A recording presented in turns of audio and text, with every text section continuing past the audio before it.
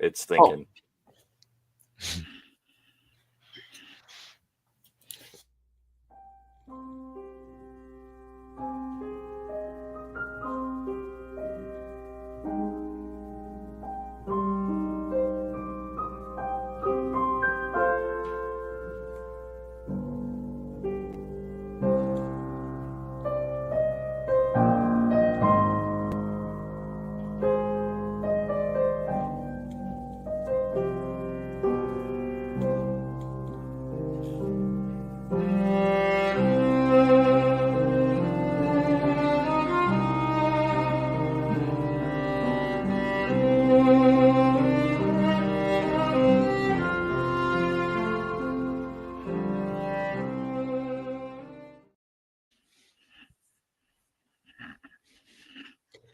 Hello all, I'm Kat, joined by Dave Geo. This is the 98th episode of Unifying Force, where we will talk about Star Wars collectibles. How's everybody doing?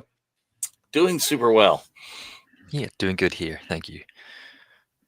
Yeah, it's been a while since we've chatted, so let's yes, hello, greets, Naladoc. Well, the fifth Sunday always like messes with us when we have a fifth Sunday and then we're off for a good long time, and that's just that kind of thing. All right, so in the time a couple weeks ago, I went on a little mini family vacation of sorts with some members of the group, and we went to Rancho Obi-Wan out in Petaluma, and yeah, I'd heard of it.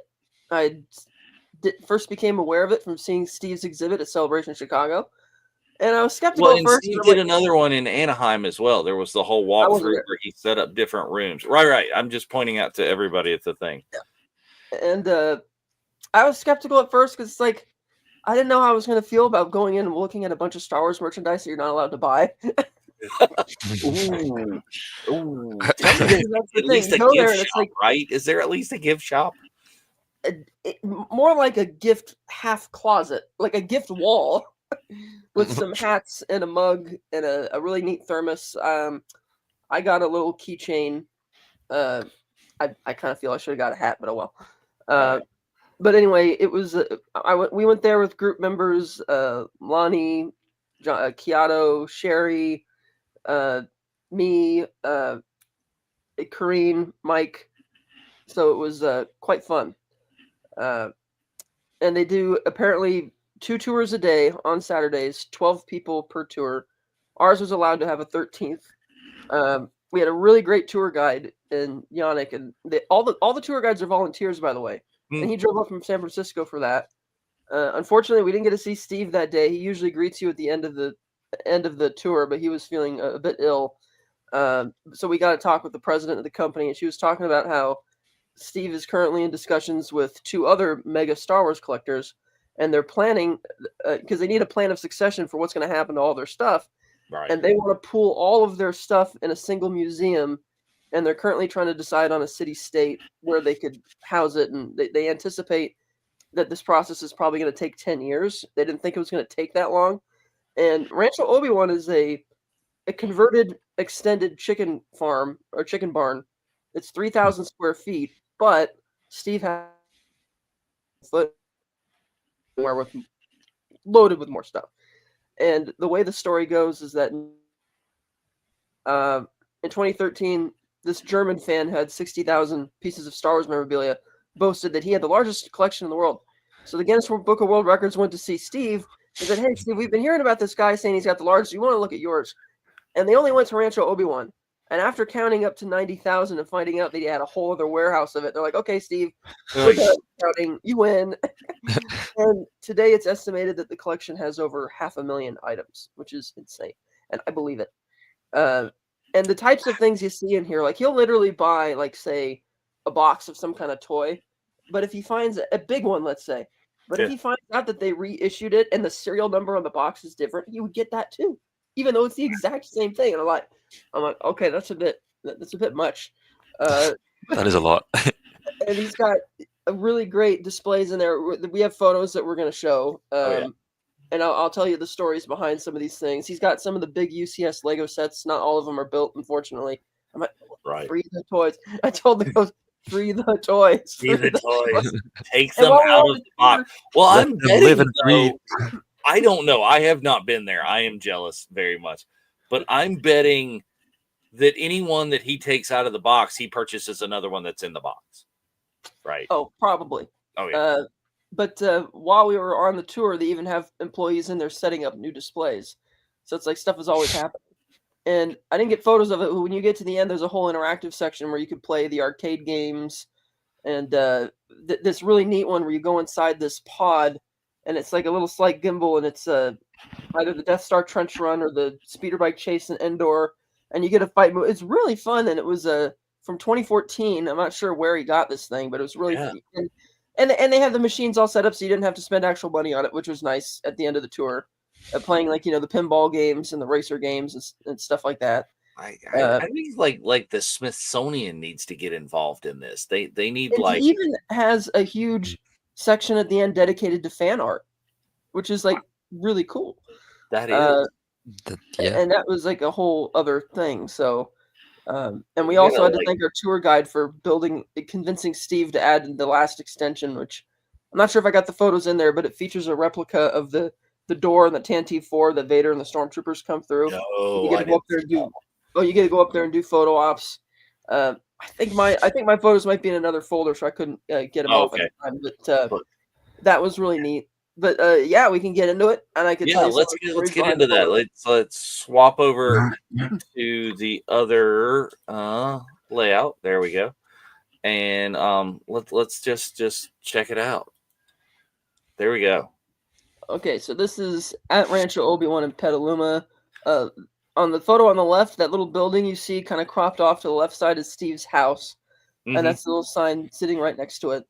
And then attached to like his garage or a barn behind that are those garbage cans and that Stormtrooper chair. And I like how if you read the chair, it says, serve the Empire for volunteers for... They're looking always for volunteers because they're the ones who keep the tours going and help set stuff up. That's great. Yeah, because the thing about having a collection like this, you need to spend a lot of money to acquire all that stuff. And I did ask the president at the end of the tour, I said, how much of this stuff does Steve personally acquire? He says, well, Steve does get a lot of it, but he also gets a lot of donations now just because of how famous he is and how popular it is. And in his years working at Lucasfilm Fan Relations, he was given a bunch of stuff. But, it really helps. Like I know from my collection, he's got to have volunteers just to like dust the stuff. Oh yeah, Yeah. It's like I Daily need a maintenance. volunteer in to do that here. absolutely. Yeah. All right, so the first photo there, the big Star Wars in blue, those were the letters that are outside the theater at the premiere in New York City in 1977 that he got. Wow. On the right, you see the raincoat and costume for the Blue Harvest, Horror Beyond Imagination. And like Gale on that. Yeah. And then the middle one, the Star Wars banner there with the original logo design, that is Steve's most treasured item in the whole collection because that was the banner hanging at the Star Wars booth at the very first Comic-Con in 1975. Wow. And so that's like before there was any merchandise or any memorabilia at all. So that's like the first real piece of Star Wars anything, like merchandise type. Yeah. That's really special. Predating everything. Yeah. That was really cool. Yeah, and like with it, I love it with the different font. It's not the what became the iconic, and it's got the triangle logo, which they adapted for the fan club eventually. Yeah. That's really cool. That's Right. So the masks on the left and the right are replicas of the original molds of characters from the Cantina. As you can see, the Duro, and then I always forget where the character in the middle is from. I assume it's in the Cantina. I kind of miss him, but then he has this huge, like larger than life Darth Vader statue there that's standing up high, so it's angled up. You got to get a picture of him. That was pretty cool. Yeah, that's an incredible photo. Yeah. It looks like it could be off a still out of a film. Mm-hmm. Yeah, and like to have the mannequins that can do that, and like a mannequin adapted to be Vader, who's already larger than most. Yeah.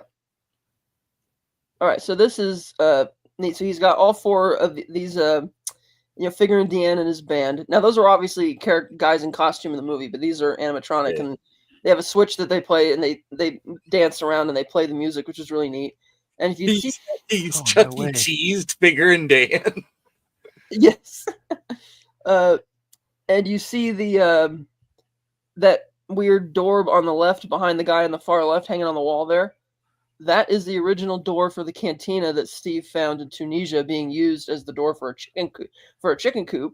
He bought it for $100, and he thought it was fitting that it was being used as a chicken coop because this is a converted chicken bar. Yeah, it's an agricultural theme running through. Yeah. I can only imagine the shipping to get that back from Tunisia. Oh yeah, and you got the Millennium Falcon guitar there, and then another one that's a Boba Fett painting on it. So that's really neat. And he's got some photos of other memorabilia behind them, and then other character-themed guitars hanging on the wall. So that's really neat. So is there any limit to the types of memorabilia that he will do? There's not, is there? No, but everything in there is family-friendly, and but he's got like everything. But there's also, like I said, like with the door and the banner, you sometimes have like legit memorabilia that isn't just merchandise. Mm.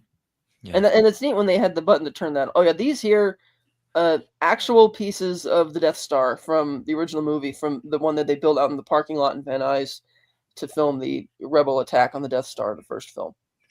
Yeah, I see the tower cannons there, and that's easily recognizable. And then I guess the rest of it is just like pieces of the trench and pieces of the surface from different things.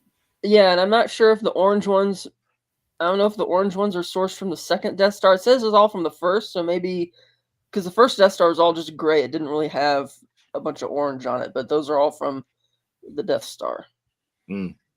I recognize them from playing the video game Rebel Strike and hunting down those towers, shooting them, and like flying your X-wing between the kind of slate pieces of the Death Star. Mm-hmm. That's really cool. All right, so this is neat. So we have the movie used C-3PO hand. Didn't say which film it was used from, but he's got a hand there on the left. And this neat thing on the right here is, so Steve was at a convention, and some guy said, "Hey, I got something in the trunk of my car in the parking lot to show you." And Steve was skeptical because, like, do I really want to go out in the parking lot? But he went out there, and the guy opens the trunk and he shows him this crotch piece, which belonged to Forlom from Empire Strikes Back. And apparently, a Lucasfilm employee who came on this tour is like, that's where that went, because they have the rest of the costume at the Lucasfilm archives, but not the crotch. And Steve doesn't know the story as to why, or I don't think they had the story as to why they only have crotch in the collection. But he did say that the Lucasfilm employees told him that the reason the character is called Forlom is because it means for love of money. Ah, he's a bounty hunter. All right, and I'm sure he has somewhere in the collection an homage to the fact that Forlom was mislabeled in the original figures. Yes. Forlom was labeled as Zuckuss, and Zuckuss was labeled as Forlom, and then and then that other one on the far right, I believe, was if I recall correctly, I admit I didn't get the label highlighted. It was either a piece of the Wampa's cave or something or other of the type. Okay, that very cool. Okay, yeah, Grogu and a almost life-size C-3PO helmet, and I thought those looked pretty cool. And it was funny. He said, our Yannick, our tour guide, says, "Yeah, Grogu, he's kind of based on this puppet." And this kid asked, "What do you mean?" It almost as if Grogu wasn't really. It's like, "Oh, of course, but Grogu couldn't be here today." So no, breaking hearts at the museum. Yeah. Don't look behind the curtain. Yeah, don't look behind the curtain, but stay in front of it. Yeah, that looks really similar. The 3PO head is the one that Chris Bartlett like takes on Tour de Cons with him. Is he's got a light up life-size 3PO at his booth. I like that. It's just so. Yeah. Speaking of which, I saw one at the Star Wars Trading Post at downtown Disney, and it's designed that you could take off the gold face and it'll look just like the one from Phantom Menace underneath. So you can prefer which look you want, which was pretty neat. 2-in-1. Yeah. I have seen those from a trading post since they have been for sale. thus is why it's not sitting right back there. So one day. All right, this is the two. You'll see the next photo in a minute, but this is on the left and the right side of this big display, because apparently, God, what was the retailer? Was it Target or Walmart? Somebody called Steve and wanted to bring a lot of his action figures down for a display, and Steve's like, "Well, no, they'll get damaged." Blah blah. He says, "Well, what if we build a massive, like, sturdy display to hold them for you, and you can keep it when we're done?" And he's like, "Okay." So they built him this thing, and we have the bloody Finn helmet on the left, and then the melted Vader helmet on the right. I believe those are just replicas. The figures on the ground were actually provided by the company who borrowed this. And so I just thought those ones were kind of neat. But then when you see, this is one of Steve's other most treasured items in the collection because of the way this thing that they built for him to display all his original action figures. Well, not all of them, but like a ton of them. It's pretty cool. Well, I'm just looking at like the massive shelving units in the back behind the Finn trooper, the bloodied trooper helmet. Just that it appears to be like the warehouse from Indiana Jones. It is. You just walk down, and you can't tell, but in the upper rafters is where they got all the other big boxes of stuff that are unopened. Oh my gracious! And that's Lonnie's really cool lightsaber cane that was in the background there. Oh yeah. Cool. Okay, so this is what the whole display looks like, and so you see how he's got all the old vintage figures behind this big, either hard plastic or glass. I'm not sure, because obviously didn't reach over and touch it. Yeah. But this is just a really cool display, and I love that they actually built this for him, and that was really neat. It looks like they've built like a giant aquarium for Star Wars figures. And it's neat because when you enter this room, you enter on an upper level, and the stairs go down. So you look and you see this big tower and all this stuff, like you said, the warehouse from Indiana Jones just going on down. So that's pretty cool. And are those Kenner stormtroopers in there?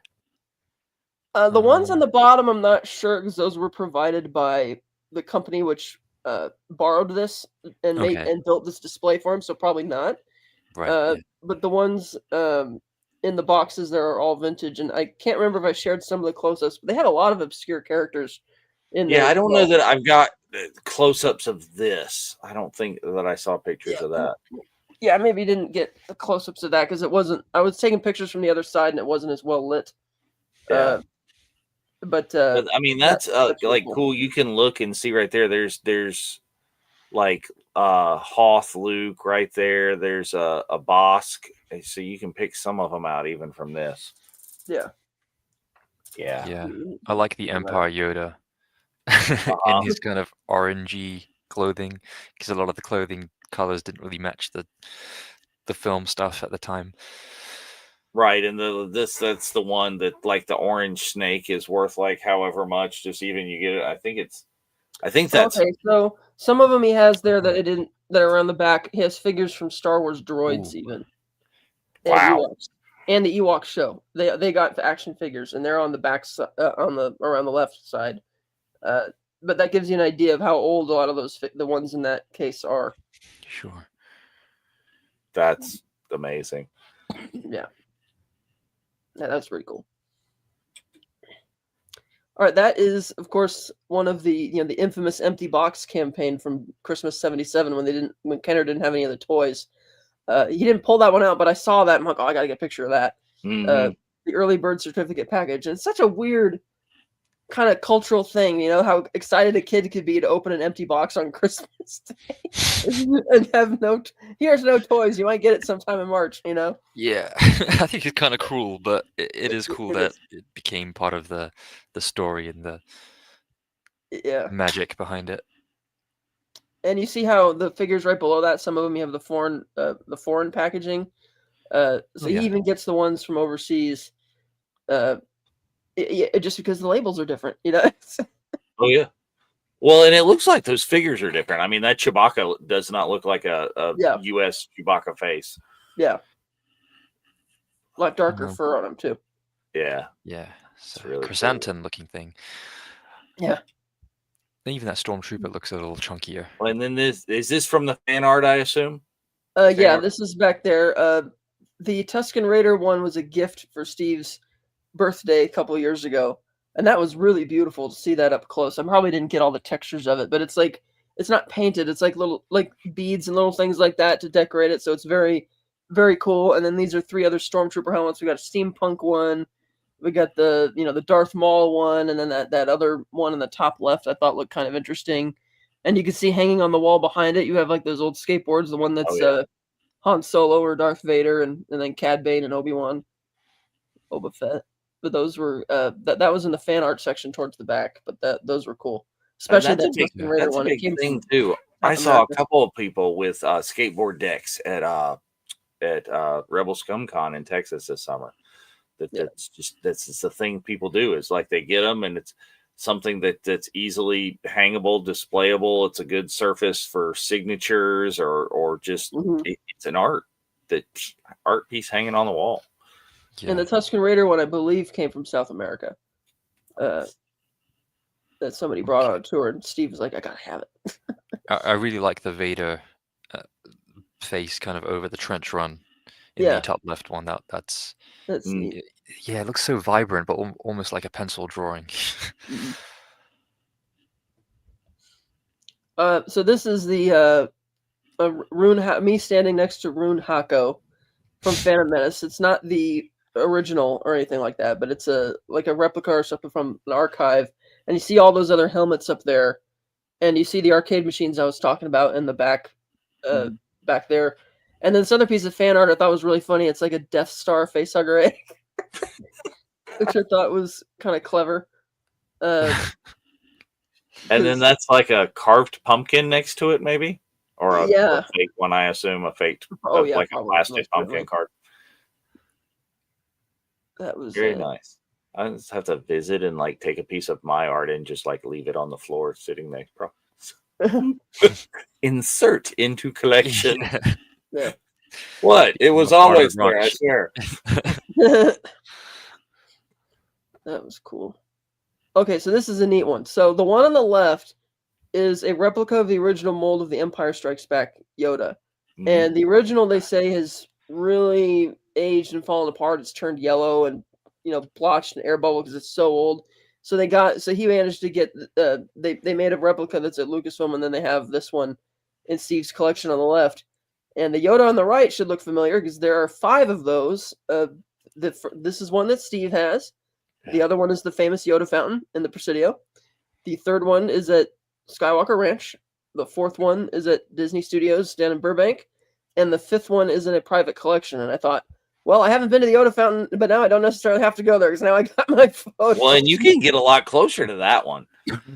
Yeah. Oh, yeah, for sure. So that was neat. And the other Yoda you see kind of behind my shoulder was a bust that was made by a fan, and they were so popular the guy made like 20 more, and he sells them for good money. But I thought it was neat that Steve had the Yoda fountain one. I'm like, okay, this is great. Now I could take the picture and I don't have to go back. No, that is absolutely amazing. The life.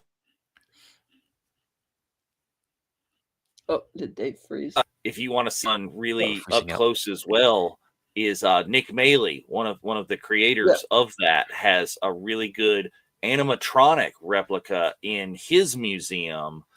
But his museum, you're gonna have to take like a Caribbean cruise to go get that because it's in St. Martin. Yes. So maybe they can convince Nick to donate his stuff eventually to that wherever this new museum will be.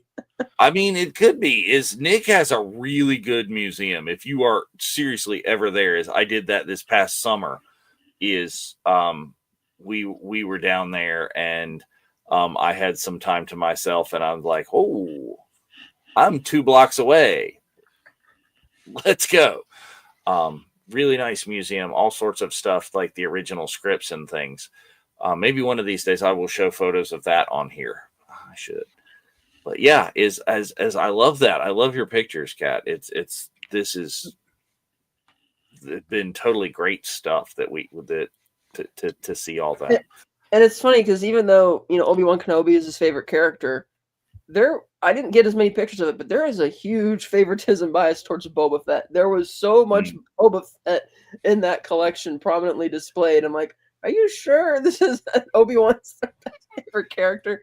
But you go down the halls and you see all the Lego sets that he's got, and all the figures. Like one of my favorites that he had were the Owen and Beru skeletons from Tatooine after they've been fried. I thought that was just like an internet meme or something. I didn't realize that was actual existing that's figures. one of the pictures that I missed. I remember you sent that, and I didn't realize that was a real thing. I always thought that was just some fake internet art. And I'm like, oh my god, it's real. No, okay, back up, because I thought those were like fan made ones that he had in his collection. No, those were real. Like, well, they might have been fan made, but they were in the official packaging. Okay. Yeah, but some fan must have made the Very packaging well made. to look like that. Because there's another one that he had of Irvin Kershner in the outfit he was wearing in Norway, the blue outfit with the parka while he was directing the movie, and that was in an official looking box. But again, it was probably fan art because a lot of things are intermixed. I've got some figures like that I've got. I've got a G.I. Joe like blister card package of Larry Hama, the writer of all the comics, or all the original Marvel comics. He's got like a whole Porg section and a whole BB-8 section, and it's like. Oh yeah, you shared the Porg photo. That was overflowing with Porg. All the merch. Here's all the cuteness and all the thing, and put all the things in there. I've seen some little documentaries on Rancho, like that go down the rabbit hole of just like shelves and shelves of like Pez dispensers and things. And they confirm somewhat of a rotation because again, this building is only 3,000 square feet, and they have the 17,000 foot off-site one. So you're not. I mean, most of the stuff in there is probably going to be there all the time, but sometimes you're going to see different things when you go there. And they surprisingly said that not everything is inventoried, actually, which I was surprised by. I would inventory all that stuff. Well, my favorite part of your pictures, and we didn't talk about it in there, is I'm just looking at like some of the details, and it's just like the cabinet doors are like zip tied shut. That's the level of security at this kind of deal. It's a shoestring budget. I don't know if he still does it. I thought at one point you could like become a member of Rancho Obi-Wan, and there was like Mike actually got his membership renewal in the mail the day after we went there. Okay. But I think I also got pictures of the Boba Fett prototype that shoots the jetpack or shoots the missile out. I did not see that in the. Did I not send that one? I did not see that. If I missed that, But in addition to that, they had the Battlestar Galactica toy, which inspired them to cancel the Boba Fett toy on display. And that was the question somebody asked, like, why is there Battlestar Galactica in this set? And because apparently that had a projectile on it too, which unfortunately killed a kid, and so that they canceled the Boba Fett thing. But he says there's like there were a lot of prototypes of this Boba Fett out there, like something like 70 of them or something. And they're like, they go for thousands of dollars. So that's like good to find it. And also in the collection, I didn't get a picture of it, but he has a bust of Spock. So Steve Sansweet hops the track at Rancho Obi-Wan. Yes. Hop the track. Do it. That's perfect. Well, like all this discussion of collectibles, that's like the point and goal of our show today is we like to own pieces and parts of our childhood, our favorite movies, our things. Like if you've ever watched the show, you guys know that I am a large collectible person. That is like kind of my deal, and I vary from vintage to modern, also across the gamut. And I love to go ahead and like get those things signed as well. So like what I want to talk about and think about is like what are some of your absolute favorite pieces of Star Wars collectibles, whether it be something like today everything is really kind of designed to be a collectible. That's why action figures cost $30 at this point in Walmart, like damaged on the shelf. But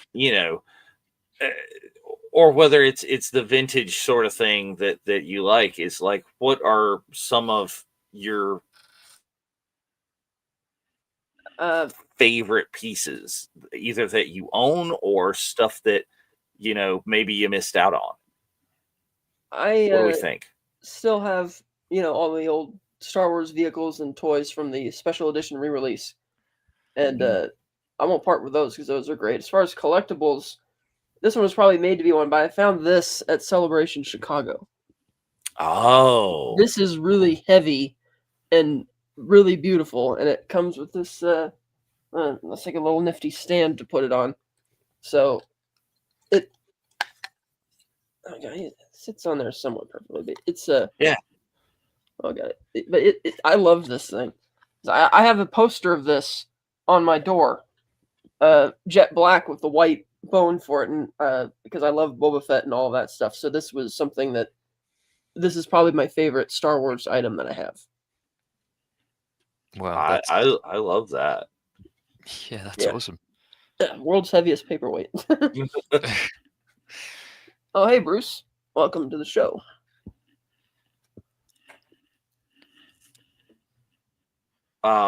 Gio, anything Yeah. you got there?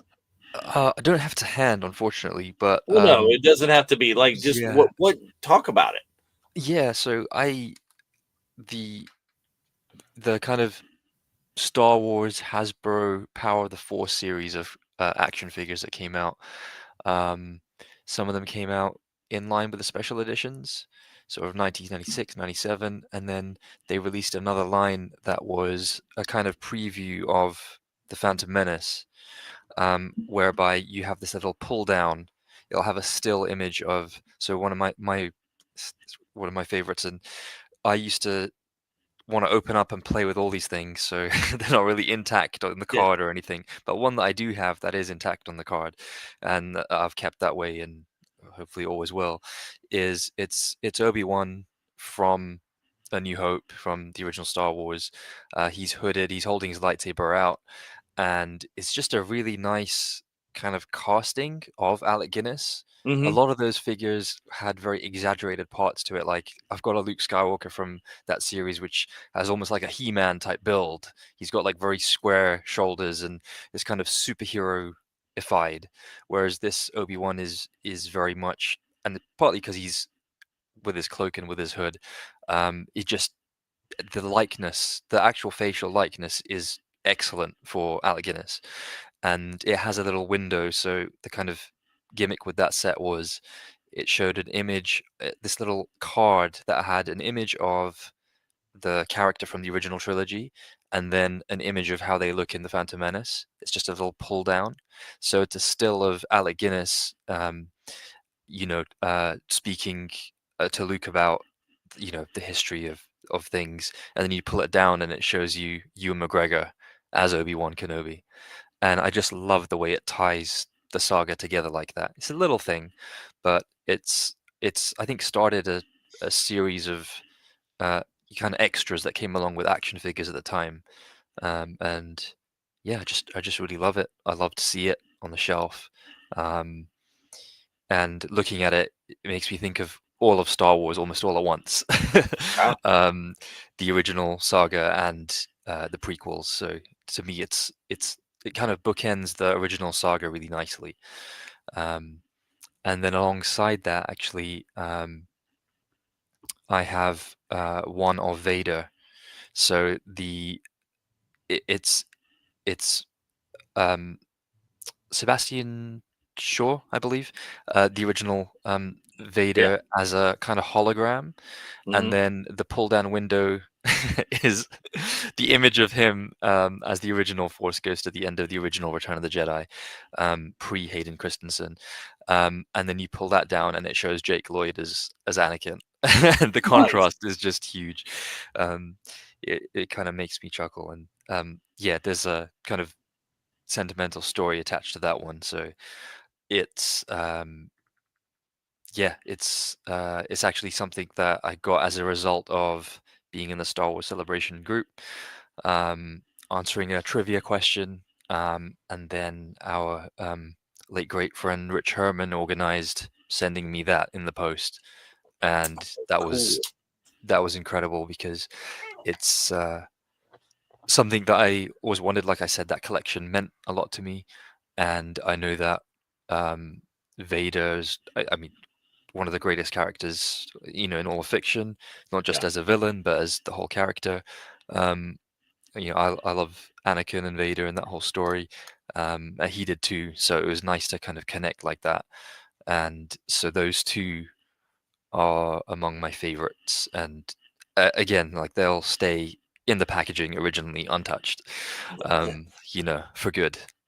That's really impressive. I don't think I've ever even heard of or seen those with that little pull down packaging that's got that multi-generational. It's like, oh, here's the character, but here's the character as played by this actor and then by this. I have never even seen that. That Yeah, sounds it's just a little window. It's like a little card I've piece. It's hard to I've describe them. seen ones that Power of the Force had a lot of those kind of like little gimmicks, as they had like a little hologram or a little like Mm. piece through the card back that would be like almost, it's like a replica film cell that you would like look through and you could light from behind and see it. But that particular one, I don't believe that I've seen. That's really cool. Yeah, I think it might have started that whole. I think that series of figures started the whole extra. You get the 3 3/4 action figure, and you get like the little extra. Mm-hmm. And actually, something this moves on again to lots of toys that were opened and played with and very loved and still are. The Phantom Menace line of toys, which had those microchip Yes. kind of devices that and the kind of the special hook with that was you buy the Jedi Comlink as a separate package, and Mm-hmm. then you hover that on top of one part of the Jedi Comlink, and it would play some audio from the film, so some quotes, and that to me was kind of mind blowing because you didn't really see that. You didn't really see technology assigned to these action figures at the time, and to this day, I don't think there's done anything similar to that. But Well, that was they a also, very prequel. It was a very early version of the technology. I think that the you can get now in the Jedi and Sith holocrons, where it's got the RFID, to where if you put a different kyber crystal in it, you can get different audio from the characters. right, yeah. So kind of the prototype of that thing. Way early prototype of Yeah, that. so Yeah. this was genuinely for the Phantom Menace, and the Phantom Menace action figures you had for the first time almost. You didn't have Vader as the top image over the Star Wars logo. It was Darth Maul, and that seemed like a really cool change as well Mhm. because there was so much mystery behind Darth Maul. And I remember you couldn't the Darth Maul action figure was just sold out everywhere. It was almost impossible to get at the time. But those little hollow chips with the audio also made nice little bases to stand the action figures on. So they were good to display in that sense as well. Yeah, the episode one, we all thought that Darth Maul was going to be a way bigger Oh, piece than he was. And this like 12-inch line is a really cool one. It's super detailed. I love this. yeah. And of course they give you the same thing as like the original figure card backs, which is, oh, here's more of these that you can buy and have from this series. Mm. So Is that the Darth Maul? The cloak is made of actual fabric, right? yes, Yeah. that's an actual fabric cloak on there. It's really it's got that really nice texture to it. It's just kind of got ribbing and stuff in there.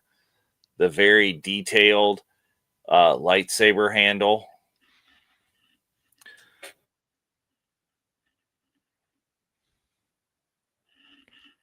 Yeah, it was On interesting. there. Signature on there. And where did Jar Jar go? I've got Well, you have a giant Jar Jar head there, don't you? I do have a giant Jar Jar head. He's eclipsed by the tumblers in front of him.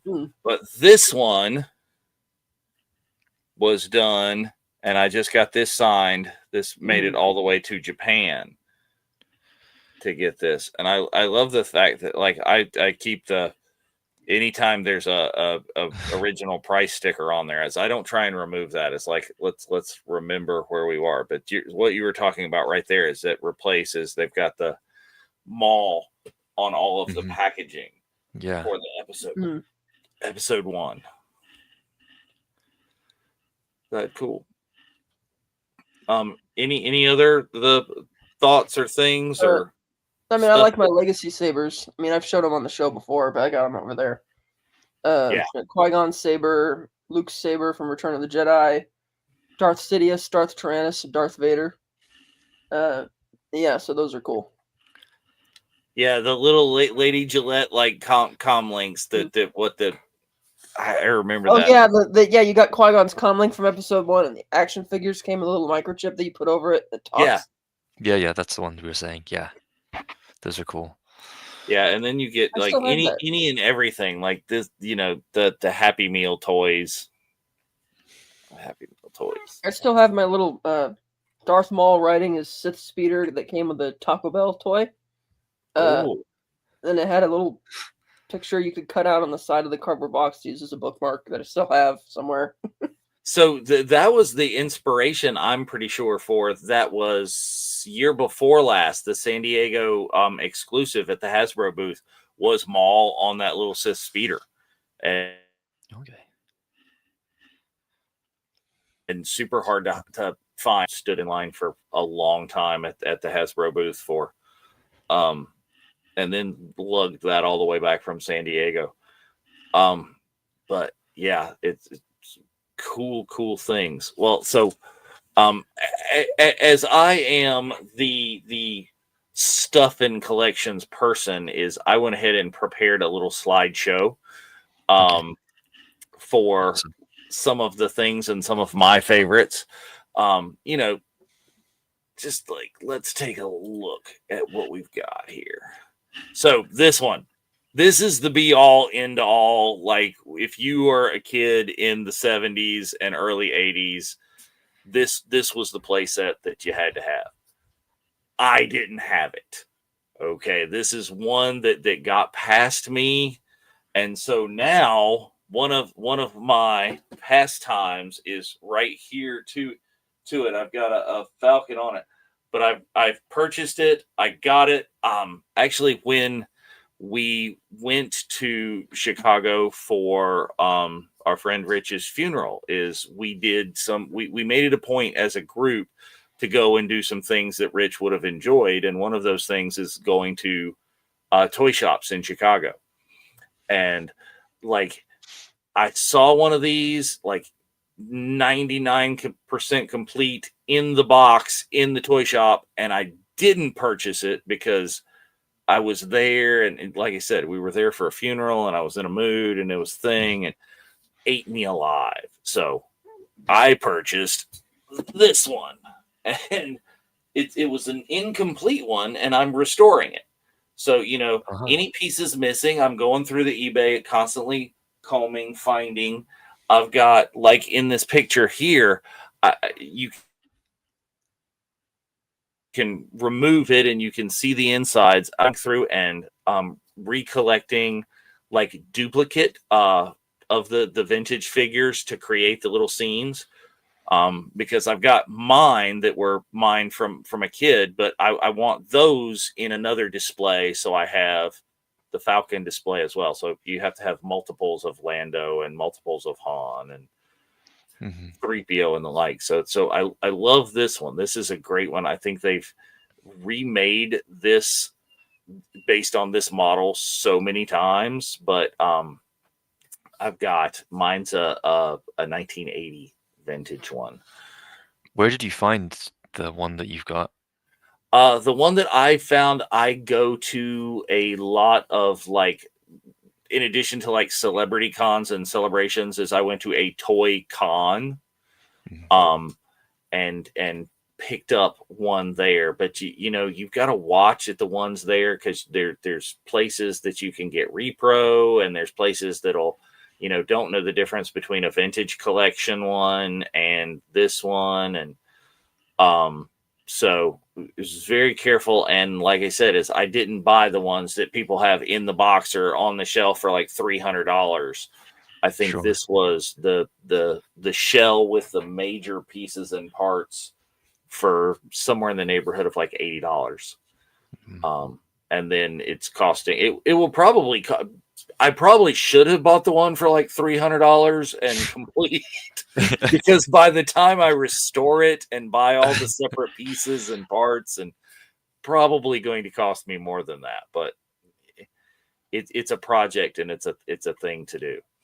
Yeah, it's a hobby. It's the enthusiasm you have for it. That's part of making it special to you. Yeah.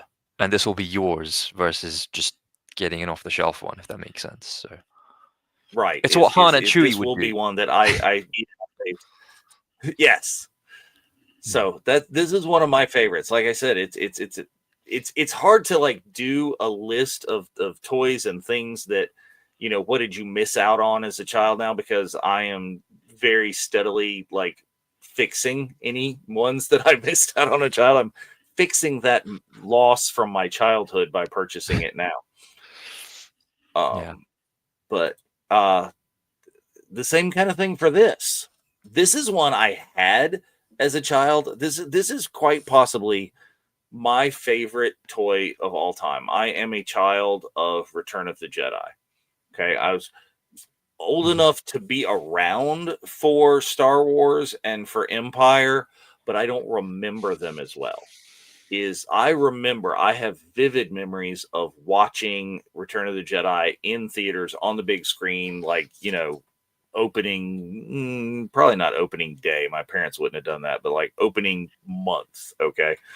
And like I had the Wicket plush here, and my sister would have had the, what is it? I can't remember her name. The pink Ewok hood, like the girl Ewok. So they had them. Tara, I'm reading off the image. Oh, okay. Yeah, good for you. I can't read that. But yeah, I absolutely loved this one to death. My original one is like a scrap of fur. You just can't. But thanks to the wonders of the internet and toy convention, I think I actually got this one off of eBay. I have repurchased him. Oh, right. This looks in really good condition. He is in really good condition, and he turned nearly so matted and whatever as mine.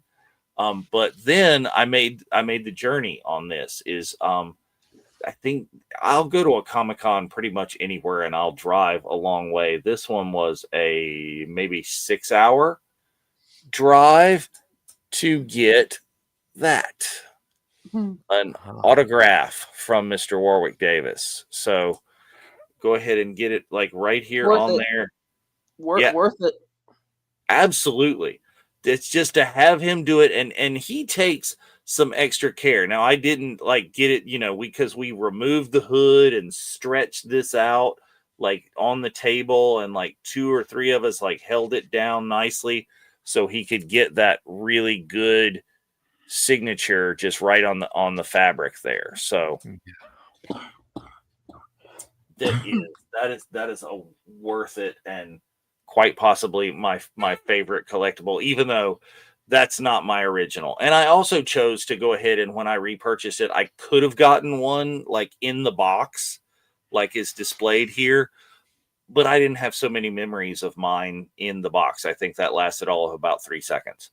So did not repurchase it that way, repurchased it the way I remembered it. So your one looks in better condition than the one in the packaging. I think so. And I've seen others at trade shows and different places that they have that in the box, and it's just the fur. And I purchased at Disney semi recently, like this is really cool too. Is Disney is remaking little cutesy ones. Okay. And I like this one enough, but he just doesn't have quite the personality that the original does. Plus the originals, I like that the faces look more genuine. Like they have the proper beady eyes. They still got all the fur on their face. It's not just the flat. Yeah, it's not the flat cutesy and the embroidered eyes and stuff. So you can see it. It's really more accurate Ewokiness. Yeah. Yeah, This one. is what you want. This is one. Who didn't want these right there? I did not have an original X-Wing. I had my entire childhood. I had X-Wing Luke. And again, you see he is loved to death. I think I have two Lukes without heads, but I also have one of my originals. I happen to That Luke failed his test in the cave on Dagobah, I see. he did not. Yeah, he lost that fight. So as an adult, really only I think I only have this from maybe about 4 or 5 years ago. That's one of my original Lukes, but I have a friend who is a who's a picker. He goes around and he finds all sorts of things. This one still has the mechanism works to where the wings completely work. And it's got all of the pieces and parts, and the stickers are immaculate. And he sold it to me for a really, really good price. We have a little arrangement and I don't have batteries in it currently, but the noise mechanism works, the lights flash, the whole deal. I'm also currently refurbishing one because you saw that one was the gray version. This is the white plastic version, and this one, we've got issues. It has a broken wing, and we're missing the guns. I've started to take it apart. It's kind of interesting that the cannons are jet black on this model. Yeah, from the picture. Yeah. Yeah, Yeah, it's a weird color. There are replacement cannons, but I want to think about finding vintage ones. I want to find a vintage canopy. People do 3D printed canopies, but they're so it's a restoring, and I hope to have, as you see at our event in Japan, is Jim Swearingen, the original designer of so many of these Kenner figures. I'm hoping to get that one to a point where I can get a signature from him on that. But also, you'll notice if you look at the stripes on the back that, yes, we all use this as Luke's X-Wing. This is not Luke's X-Wing. Look at the stripes. This is red 3, not red 5. Right. But it's one of those toys that you've got to have and you repurpose and repurchase. Just because I had that figure and had so much love for that figure as a child. What's up, Ray? How are you doing? And that's a really cool one. And then here we go. This is what you were talking about from the early bird certificate. So I did not ever have this. I was not old enough in 77 that I would have been. I'd have eaten the action figures, I think, at that point.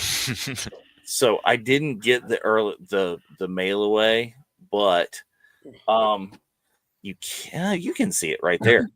So I have right here in the background. I can't really pull it out. They made in 2000. They made a replica of this.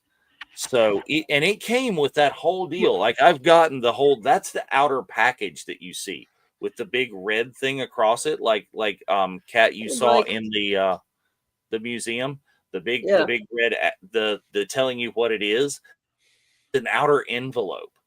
Inside the envelope, so much more stuff. There's like information on joining the fan club. There's this background, the background that you see, and it folds out. It folds around. And it has the bottom part, the flooring as well, to tell you where to stand all of your figures in front of their image on it. Question: that yes. Obi-Wan Kenobi figure in the picture, is he wearing bell bottoms? It kind of looks like that in the picture. If you will look at Obi-Wan Kenobi, And this is my original Obi-Wan Kenobi. Look at the bottom. It's like his tunic or whatever extends down okay. and flares out. Because I was gonna say, I'm like, why is he wearing 70s bell bottoms? That's Well, very, very 70s. Yeah. He is very, very 70s, but that's my guy right there with the replica. When you pull I up had to the replace the lightsaber. when you I pull up am- the red tunic behind him, he almost looks from afar like Tion Madon. Yeah. Well, like this is a repro cape. It Mhm. might be a little off colored from the original cape, but is because I have all of the things is when I'm replacing this is there are multiple versions. So there's the cloth caped Mhm. Jawa, but I also have a repro vinyl cape. You can tell that this is the repro because the original had a distinct texture to it. So, but you've got the two versions, but you've got this whole Thanks, Mike. the giant stand, and the beauty that you can't see, and I wish I had a better picture of it, didn't have time, is Jim Swearingen signed this one. And I brought this up to him at a con in, I think it was Galaxy Con Columbus. And he's looking at it and he's like, yeah, I'm not going to sign that. Like, no. This is not the original. This is a repro. It's okay. So, and it's a beautiful signature right there in the black part of the space, though. So this is a great collectible. I love it. It's one that I've worked really hard to combine both my figures and then get a really nice white farm boy Luke back in there with not the dual telescoping lightsaber, but that one's with an original lightsaber, and then like the pieces and parts.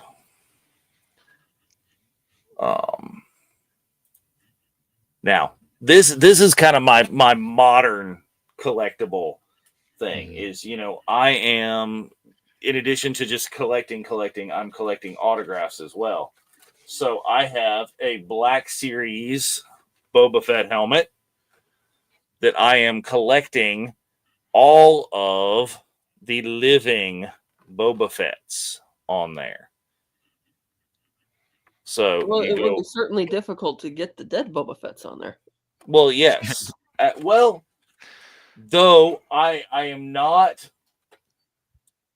They exist, and I thought about purchasing one with Jeremy Bullock's signature on it. Some of the older ones is I like this helmet a little bit better. It's kind of the in between. It's the distressed. It's not the repainted one like from Book of Boba Fett. So they exist. They're out there. What I am going to attempt to do, what I'm always on the lookout for. So any of you out there who have a source on this, help a guy out. They make those kind of metal plaques for lightsabers and helmets and that sort of thing. I'm looking for a plaque that could possibly already have a Jeremy Bullock signature on it. So if I had that plaque to display along with the helmet, this is nearly complete. I think the only person I am currently missing is one of the stuntmen and the stunt coordinator for Book of Boba Fett is JJ Dashnall. As I've got Iad Elbatar that you see in the picture here, who wore the suit and was Boba Fett in some of the stunts there. But very, very nearly complete this is, of course, until the new Mandalorian movie comes out, if Boba Fett's in that, or if they come out with a new show or whatever. So it's an expanding kind of legacy thing. It doesn't sound like Boba Fett's going to be in that movie because Tamura Morrison's been trying to get fans to demand to bring him back. So I don't think he'll be in that movie. I've heard those kind of things, but I'm thinking that if the Mandoverse conclusion movie that we hear about, that would be the Dave Filoni like finale of that kind of thing, I think that's probably going to be like an Avengers Assemble kind of thing. Everybody that you found and that they've brought in for Ahsoka and for Mando and for all of these things, everyone will probably kind of appear in that. I think you'll probably get, I'm hoping you'll probably get like, Boba Fett and Bo-Katan and all of those people to show in that one. So I think that's the kind of thing that we will see eventually. And then let's see what we got. It's like that would make sense. As far as like truly stuff missed out on. Like I said, is I used to have a much bigger list than I do currently, but there is still a list here. Like the Ewok Village. I never had the Ewok Village. Did anybody ever want the Ewok Village? Like, it never occurred to me that there ever was a playset of an Ewok Village, but I saw Lonnie's Lego Ewok Village, and it was pretty cool. So there's more than one. Same here. Well, of course, yeah. There's the Ewok Village with those 3 trees there. That's much more kind of natural and more like the Ewok Village that there actually was. But then, as you see in the center there, the Kenner preschool version, there's the Ewok family hut that just had, it was more like kid friendly, less little pieces that you could ingest or whatever. So I had the knockoff version, the version down there in the bottom that's in the green. Apparently, like Kenner did this. It's like, let's use that we had the mold, the plastic that we already have, and let's do it in recolor, give different accessories. So this was just like a regular kind of family of little, I don't know, they were just like, it's kind of like a pre-Lego minifig. They were just round cylinders with a face and stuff like that. So I had that one, but never had the actual Ewok Star Wars branded one. And I'm unsure which one came out first. I have never done all the way down the rabbit hole to see that. But you will also notice, I'm pretty sure that other one that came out in 83 for Return of the Jedi, that Ewok More Natural, I think they rebranded that and re-released that for the Kevin Costner Robin Hood Prince of Thieves. That was the same kind of thing. Okay. I know it's a very different kind of thing. But remember that in Robin Hood Prince of Thieves, they all like lived in the trees and they had the swinging between and the fire air. Like, it was a big deal. They just re-released the Ewok Village playset for Robin Hood Prince of Thieves. Well, that was something else. Our tour guide talked about at Rancho Obi-Wan. Lucasfilm was trying to stop how you'd have all the recycling of basic. People would kind of steal their designs and slap little labels on it, and it's like, no, that's not Star Wars. That's like a knockoff. And so they started enforcing their own copyrights on certain designs, so that way you wouldn't have a bunch of cheap knockoffs flooding the market. But yeah, sometimes people recycle things like that. Yeah, is the molds are there. They've been reused. I mean, you've got the whole concept now to where they're re-releasing like others, the Super Sevens line that don't have as much articulation. A new Star Wars figure has far more articulation than the originals, but they're releasing them with the very basic straight legs, straight arms kind of thing. And they're making other figures that never existed in that. G.I. Joes have always been far more, the 3 3/4 ones, always far more articulated than the original Star Wars ones coming out in 83 as opposed to 77, 78. But now they're releasing limited articulation 70s style G.I. Joes, which I find, I don't know why. Yeah, I don't understand the appeal of making a new version of something that's very old but incredibly limited. Mm-hmm. I'm sure there are people who think, okay, I just want to see it hanging on hanging on a wall or on a shelf, and they want the entire 22 figures in that series that are released together. But they just, I'm really glad that manufacturing and mold making has come on leaps and bounds since 1976. Because unless you have that kind of nostalgic attachment to them, the Yeah. new ones just, they're a lot better. Yeah, Why not embrace the I newer have action a figures? little desire, like certain figures, the vintage collection ones. It's like a vintage style of a figure that didn't exist or something. But I like recollecting the Sure. vintage ones themselves. And I know other people that are far more obsessive about it than I am, even, and insist that every piece of it is vintage. Like, it must be the vintage weapon, it must be the vintage cape. And I'm not there, because I want it a little bit more complete than that. Like, if I have time and money and the availability to find vintage capes for those in the future, I'll replace. But it's like, I want them to look as they did. And does it have to be from the time period? No. And I need Yeah. to hope that when I'm done with these figures, they don't get flooded on the market and sold as original capes, or somebody knows better. And yeah, but whatnot. Sure. Yeah, I understand that exactly. It's like it's your restoration of the original Yeah. set that you're kind of Yeah, going for. is it putting theirs together? And I don't know that my wife or children pay any attention to that whatsoever. But I've told them, like, when I'm gone, they need to seek out one of you guys, one of the group, to deal with my collection. Seek out somebody who knows that or maybe I'll leave it to whatever the incarnation of Rancho is Rancho, in my will, is like, potentially. leave that to them. Yeah.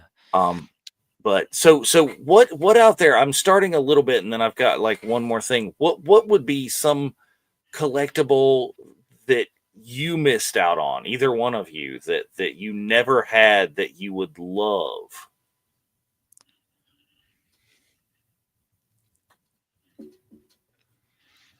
That's a hard question. Well, Yeah. for me, there's a lot of legacy sabers because they've Okay. been kind of late to the party. Obviously, there's no Disneyland here in the UK, Hmm. but also the supply of them has been quite limited. And so one that I really wanted, and I put it in my basket, and I didn't go through with the purchasing of it, was the anniversary Return of the Jedi Luke lightsaber, Mm, the Disney Legacy one, because I think it bookends the original trilogy so nicely. yeah. It's a little bit unique in that, it's the green blade as opposed to all the blue blades. I always thought the design of it in the film looked awesome. The fact that you've got kind of gold and copper bits to it, and there's a little bit of exposure, yet part of the hilt resembles Vader's lightsaber, um, in having the darker tones. Um, yeah, I think it looks incredible, and if I could find that, that would be great. Within a reasonable price range of what it originally was, um, that would be nice, and that would be a centerpiece in my collection of Star Wars stuff, but and definitely lightsaber things as well. Yeah, that's a beautiful saber. I have a version of that saber, but I don't think it's the one exactly that you're talking about. As I have the standard Luke Return of the Jedi one, um, the Disney Legacy, but not the really nice. I like the fact that they do the limited edition in the presentation boxes and that sort of Yeah, thing. Um, I think they did an Obi-Wan collection at some point. There's the Ahsoka saber ones in the box. Those would be really yeah, nice ones. But you're right. It's like, you got to snap them up right when they are originally released. yeah. I'd be willing to pay the price for that. That would be another one actually. You mentioned Ahsoka. The Ahsoka blades in the presentation box, Mhm. either the ones from season 7 of the Clone Wars, where it's the blue blades, Yeah. um, I just think the kind of Shoto lightsaber and the curvature is cool, and then you've got that again with the adult Ahsoka lightsabers as well. So at some point, hopefully, might be able to try and get that in to my growing collection. Yeah. Kat, you managed to think of anything, or is this one too hard? I mean, I can't remember any. Is there a specific collectible that I missed out on? You know, steel book that you've missed? oh, there's plenty of those. I don't know if they're Star Wars related, but Well, it doesn't. Let's expand then. oh god, what did I miss out on? I think I did miss out on the one for Once Upon a Time in the West. That was a relatively recent one, but I wasn't gonna shell out what they wanted for it. And there's probably a lot of others that I've chosen to forget, so I don't have to think about it anymore. But oh, I know. I got some of them here. So here's a couple years ago when they released the last Indiana Jones movie, they put out steelbooks that were recreating the original poster art. Oh. And I have the ones for Doom, Crusade, and Crystal Skull. But the one I got for Raiders was damaged, so I returned it and got it replaced.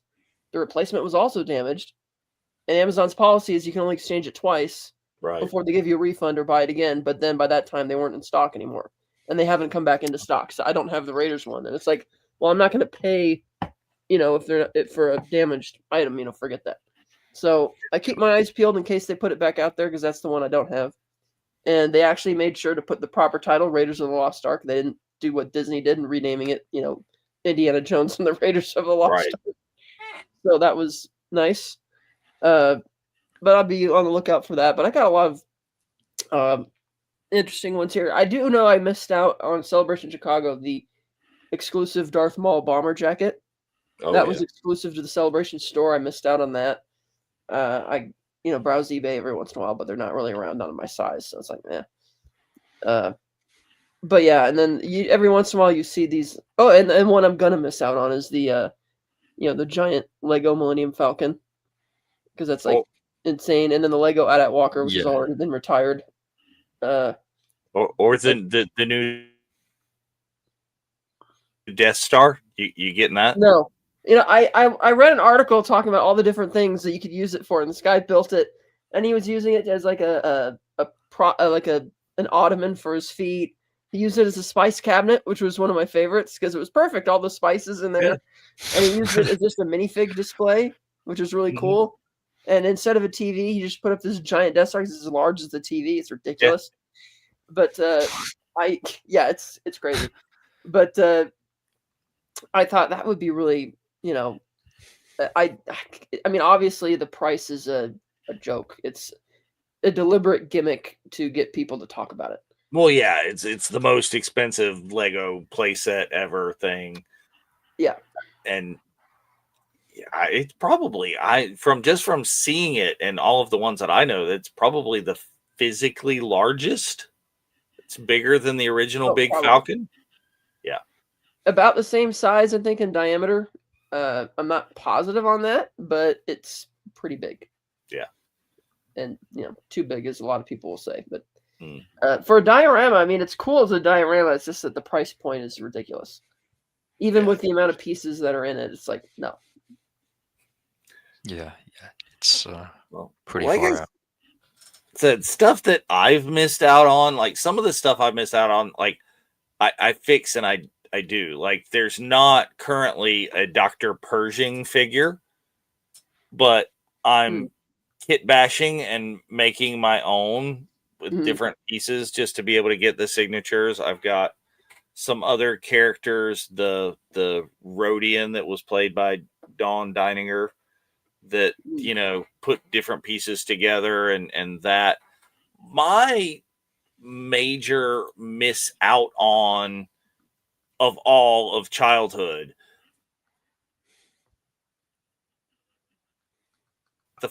I've got the X-Wing now.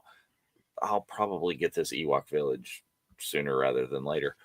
But the biggest one, I think, is, speaking of like the largest playset of all time, this the G.I. Joe USS Flag. This came out like Christmas 85, 86, somewhere in that neighborhood. And the thing is 7.5 feet long. Wow. And something like I think still to this day holds the record for the largest aimed at children playset ever. Yeah. Wow. Yeah, right. And just absolutely ridiculous, massive. These things at this point go for, in the neighborhood, like a complete sealed in the box with a good box. I've seen them as high as $8 to $10 grand. Wow. You can see some of them in the neighborhood. They're like I said, it's worth what somebody will pay for it. So based on condition or this or that, I've seen them from, inbox sealed from $3 to $10 grand, right? That's that kind of range, and different pieces and parts and this and that is I myself am always on the eBay, and if I see a piece of it, I will buy a piece. Currently, the only piece I own is like right there in front, that front section of deck that says 99. That I own. Okay, working your way up for it. That's right.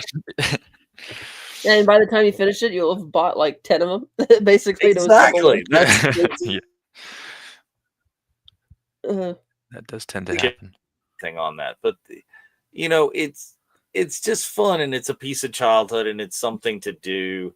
Like this, literally sold in 1985, 86, whatever it was, for anywhere between $99 and $130. And I'm just, and I know is my father tells a story that he was at a toy store at an after Christmas sale before the January inventories, people trying to get this off, and he had the opportunity to buy it and didn't. And I'm just like, But thinking about storage space. Well, yeah, is storage space. I mean, my childhood bedroom would have fit this, but I'd probably have had to sleep on it or something. No, what are we doing? I'm sleeping on the flight deck. Yeah. But you also have to consider that this was a lot of money for a child's toy in 1985. $130 or something. I'd say average price, like $110 in 1985 dollars is probably somewhere in the neighborhood of $350 today. Yeah. That's a thing for a toy. It's not an electronic. But then again, what's the price of a PlayStation at this point? $500 when they're new, $600. Yeah, for the new ones. Well, the slim ones are even more expensive. So that's the kind of thing and the miss out. But it's having collectibles, being able to hold on to and have a piece of your childhood, and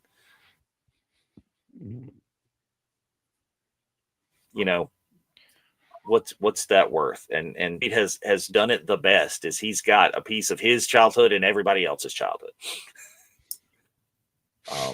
And I completely look forward to hearing, and whenever they have the new museum, is what they're going to do about that, and just how ungodly massive that's going to be. I mean, it will be like having the Smithsonian Air and Space, I think, like going to the Udvar Hazy Center. It's a building large enough to put a physical space shuttle in. Right. Yeah, I think they'll need a little more storage space. And people will want to have life-size replicas of certain spaceships in there. Would be pretty cool. I absolutely would, if they could get that sort of thing. Or I'd love to see Steve be able to do what he's done, like you mentioned, in Chicago, and he did in Anaheim, which is set up physical rooms with all these kind of collectibles in it is in Anaheim. I know, as I saw, he had, a child's bedroom that had the Star Wars sheets and the Star Wars curtains and all of the kind of household kind of things that I'm sure he has there at the ranch, but do you get to see them displayed appropriately? Probably not.